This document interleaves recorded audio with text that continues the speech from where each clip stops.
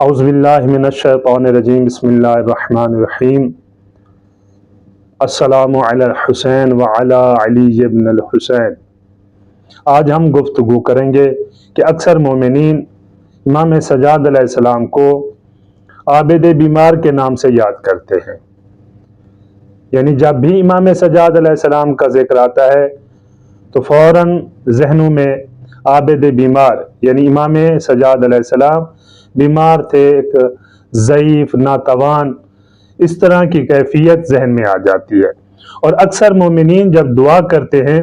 تو یہ دعا کرتے ہیں، یعنی کبھی کسی مریض کے لیے دعا کرنی ہو تو دعا میں بھی یہی کہتے ہیں کہ پروردگار آپ کو عابد بیمار کی بیماری کا واسطہ اس مریض مومن کو یا اس مریض مومنہ کو صحت و تندرستی عطا فرما۔ اور اکثر مومنین جب اپنے بچوں کو تعلیم دیتے ہیں، ائمہ کے بارے میں بتا رہے ہوتے ہیں، تو امام سجاد علیہ السلام کی کیفیت کو اس طرح بیان کرتے ہیں وہ ایک ایسے امام ہیں جو ہمیشہ بیمار رہے ہوں۔ ایسا بالکل نہیں ہے، جیسے کہ ہم پہلی ویڈیو میں عرض کر چکے ہیں کہ امام سجاد علیہ السلام شب عاشور اور روز عاشور شام غریبہ تک بیمار رہے ہیں۔ اس کے بعد امام علیہ السلام ٹھیک تھے، وہ بھی بیماری ایک مصلحت کے تحت تھی، خداوند متعال کی طرف سے تھی تاکہ امامت کا سلسلہ باقی رہ سکے، امام محفوظ رہ سکے۔ اس کے بعد امام نے اپنی زندگی میں جو اللہ تعالیٰ کی طرف سے ذمہ داریاں تھیں